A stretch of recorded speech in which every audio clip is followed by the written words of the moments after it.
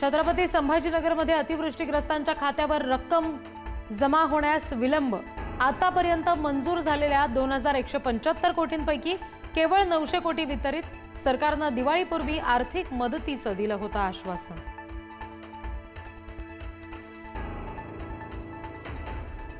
लाडकी बहीण योजना कायम सुरू राहणार। लाडक्या बहिणींना भाऊबीज सुद्धा मिळणार। उपमुख्यमंत्री एकनाथ शिंदे यांची ग्वाही।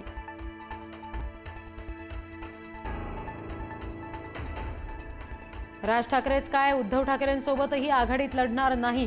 काँग्रेस नेते भाई जगताप यांचं मोठं वक्तव्य। भाई जगताप यांचा मुंबई महापालिकेत स्वबळाचा नारा।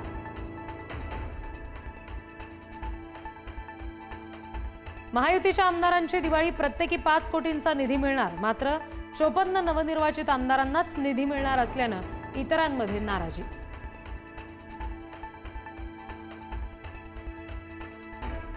महायुतीला पाठिंबा देणाऱ्यांनाच निधी मिळतो।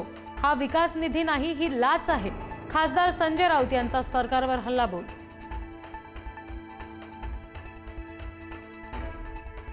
आज दिवाळी पाडवा, 3.5 मुहूर्तांपैकी एक मुहूर्त असल्यानं सोनं खरेदीसाठी सराफा दुकानात गर्दी। चांदीचे भाव घसरले।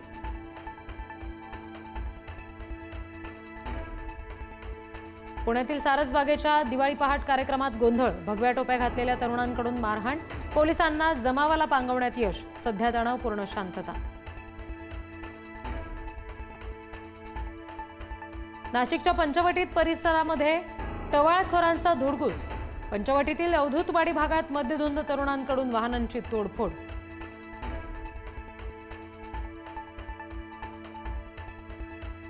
दिवाळीत राज्यभरात आगीच्या घटनांमध्ये मोठी वाढ। एकट्या पुण्यामध्ये काल 42 ठिकाणी आगीच्या घटना, तर मुंबई, नवी मुंबई, नागपूर, भिवंडीत सुद्धा अनेक ठिकाणी आगीच्या घटना।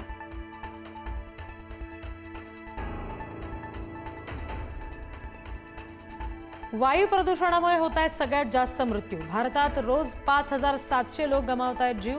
धक्कादायक अहवाल समोर। जगातील एकूण मृत्यूंपैकी 12% मृत्यू वायू प्रदूषणामुळे।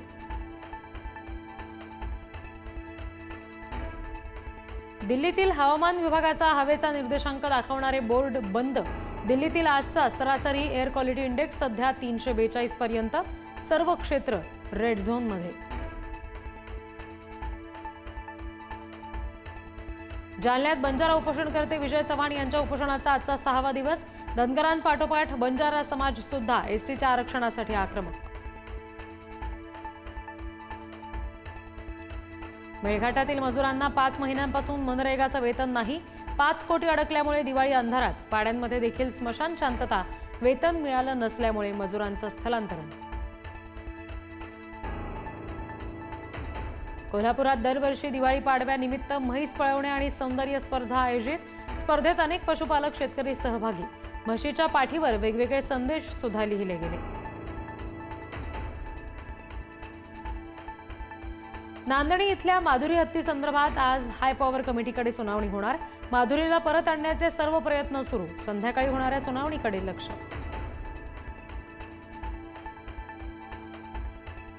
पुढील 5 दिवसात महाराष्ट्रातील अनेक जिल्ह्यांमध्ये पावसाचा अंदाज। ऐन सणासुदीत आलेल्या वादळी पावसामुळे लोकांची तारांबळ।